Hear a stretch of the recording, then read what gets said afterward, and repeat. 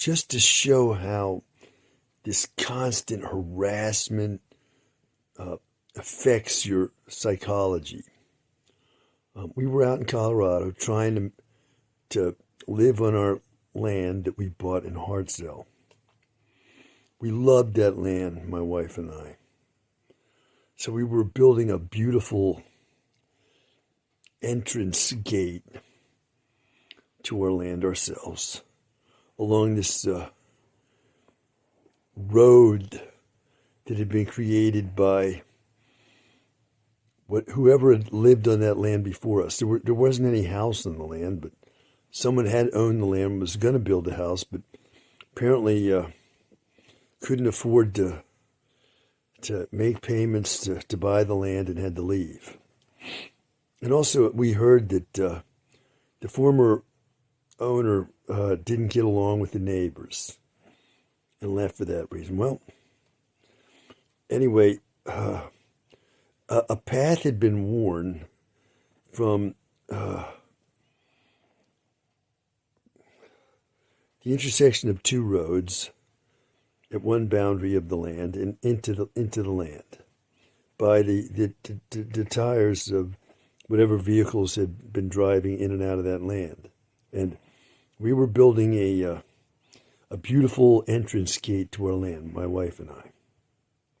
Well, we pretty much got that done, you know. And I noticed in the mornings, we were living in our trailer on our land, not far away from that gate. And I noticed that there were two bluebirds in the morning were flying around that gate.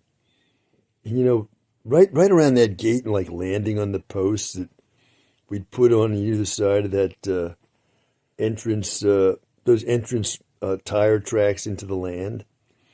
And since I had heard the song, The Bluebird of Happiness, somehow, it's kind of a famous song for the Depression. And I was thinking to myself, you know, our dog had been poisoned by the harassers who had been harassing us mercilessly. They poisoned our dog so that I wept for only the second time that I've wept in my adult life. I've only wept twice like that.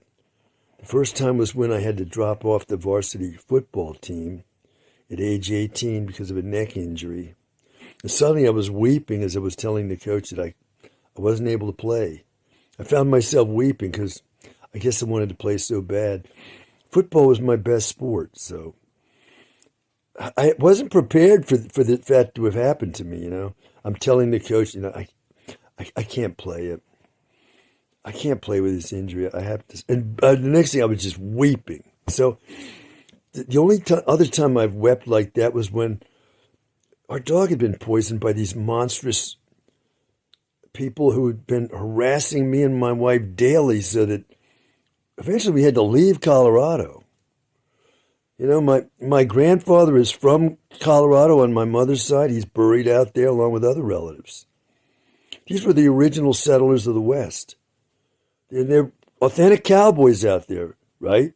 My mother's cousins were authentic cowboys who owned a ranch farm in Pueblo. So I'm not able to live out there when I'm descended from the original settlers of the American West. I'm being harassed out of Colorado, including the poisoning of my dog. Well, when our dog was poisoned, we took the dog to see two different vets. And we got the dog to the second vet. The vet was telling me on the phone, because the pandemic had hit at that time, we couldn't go in to the veterinarian. We were parked outside. We had to talk to the veterinarian on the phone. And the veterinarian's telling me on the phone while we're parked right outside the veterinary hospital with our dog in the back seat of our cab of our truck. And the vet's telling me that it looks like we're going to have that dog euthanized. And I just without any preparation, I wept uncontrollably. Okay, so following that, there were more harassments. They didn't stop. Well, our dog loved our land, right? So we buried our dog on our land. The dog never got to live on the land because the dog was dead by the time we got there. So we buried our dog in the land, and we were building that beautiful entranceway. And in the morning, I see these bluebirds. I'd never seen a bluebird in my entire life. I'd never seen one. And I was familiar with that song, so I said, there's bluebirds flying around the entrance to our place here. I said, those harassers must have put them there. They must have, like, painted some food that bluebirds love on the fence posts and let a few go near our place that they'd gravitate there. This is the way you get when you harass mercilessly like this. Eventually you trust nothing and no one.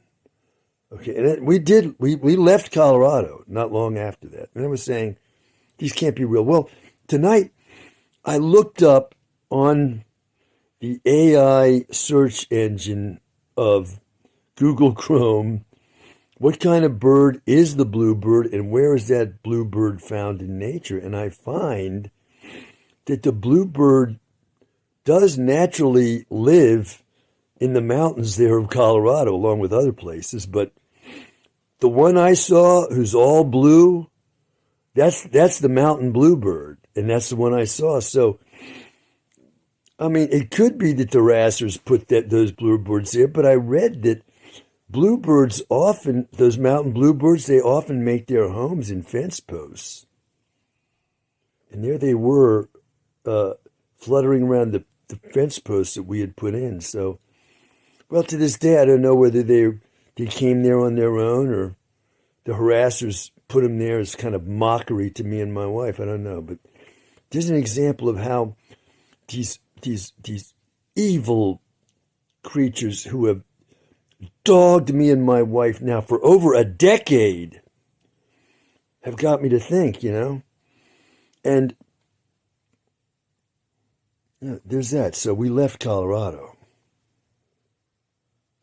We paid for that land in full, in cash. Not like the man who was there before. He paid like $500 down and couldn't afford more. We paid for the entire 8 acres we bought in cash in full. Okay, and we left there. We were taking excellent care of that land. So, once again, let me say, I am resolved to leave the United States, and